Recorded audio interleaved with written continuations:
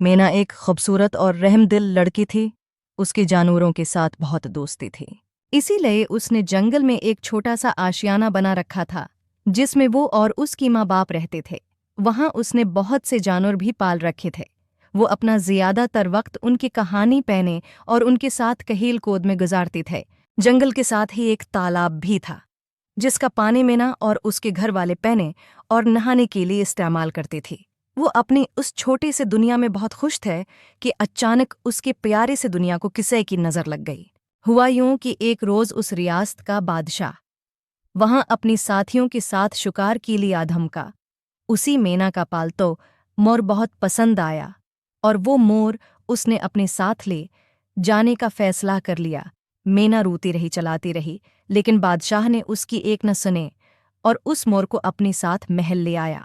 मीना ने आस-पास के लोगों से अपना मोर वापस लाने के लिए मदद मांगे, लेकिन किसी ने भी मीना की मदद न की।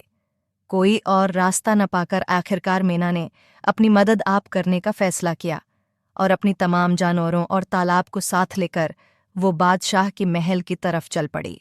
हाँ, पहुंचकर उसने बादशाह को अपने आने का मकसद बताया तो बादशाह को बहुत गुस्सा आया।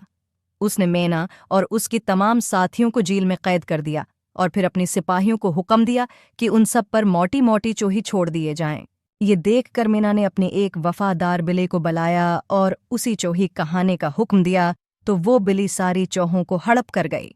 अगली सुबह बादशाह ने मीना और उसके साथियों को सही सलामत देखा तो उन सिपाहियों को हुक्म दिया कि उन सब पर हाथी छोड़ दिया जाए।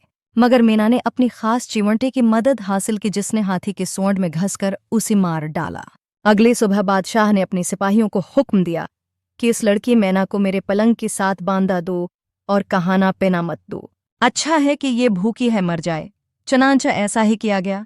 रात को मीना ने अपने साथी तालाब को बुला लिया, जो बादशाह को पलंग समेत भाकर ले गया।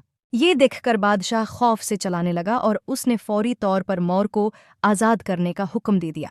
मीना अपने साथियों को लेकर वापस जंगल में आ गई और सब वहां हिंसी खुशी रहने लगी।